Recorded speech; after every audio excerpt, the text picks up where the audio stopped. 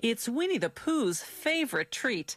It's sweet and sticky, and it's all produced by an industrious and intelligent insect whose miniature society is one of the most sophisticated in the animal kingdom. It all begins in a field where worker honeybees suck nectar from flower blossoms such as clover.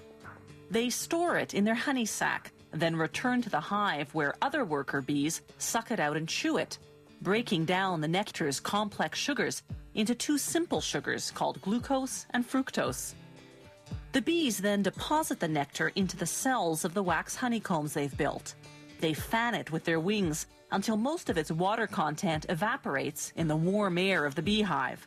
What's left is thick and gooey honey. The bees then cap each honey-filled cell with beeswax. That's when the beekeeper steps in. Bees will sting if taken by surprise, so the beekeeper sprays the hive with smoke from burning pine needles, a scented warning that foreigners are about to enter the hive. Inside the hive are wooden frames hanging side by side, each holding a honeycomb. A hive can house hundreds of thousands of bees, all descendants of the prolific grand poobah of beedom, the queen bee. She's the big one in the middle. The queen bee lays up to 2,000 eggs a day, creating the workforce needed to feed and protect the colony.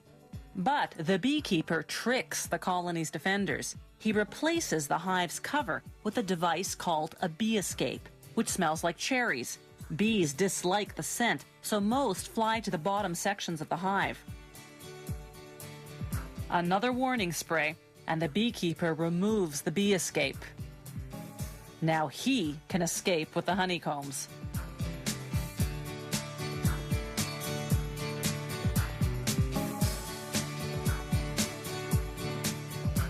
Inside the honey factory, they put the honeycomb frames on what's called an uncapping machine.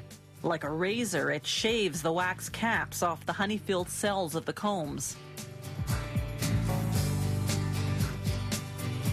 They scrape off the remnants manually. Then they set the frames on another machine called a honey extractor. It spins the honeycombs until all the honey is forced out of the cells. Afterwards, they filter the honey to remove any pieces of wax capping that slip through. Then, the honey is ready for bottling. Some beehives contain smaller frames designed to produce honey that isn't extracted from the honeycomb. Workers remove the frame and cut the honeycomb into pieces as is with a heated knife. That seals the wax around the honey inside.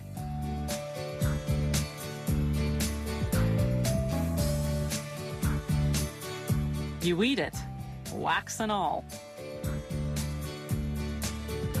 The beeswax lining of the honeycomb goes to make candles, furniture polish, lipsticks, and other products.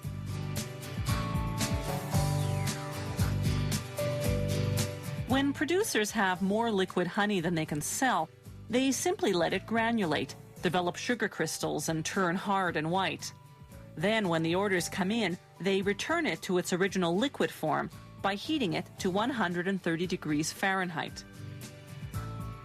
They vacuum clean the jars.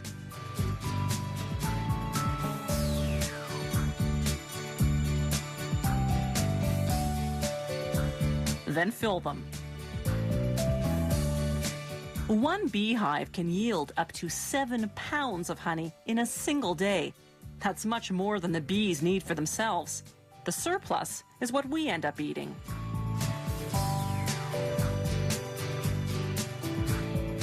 Honey production today is both efficient and humane. For centuries, the only way to harvest honey from hives had been to kill the bees. Then, in 1851, an American beekeeper invented a way to get the honey, yet spare the bees. His method, with the removable honeycomb frames, is the one we still use today.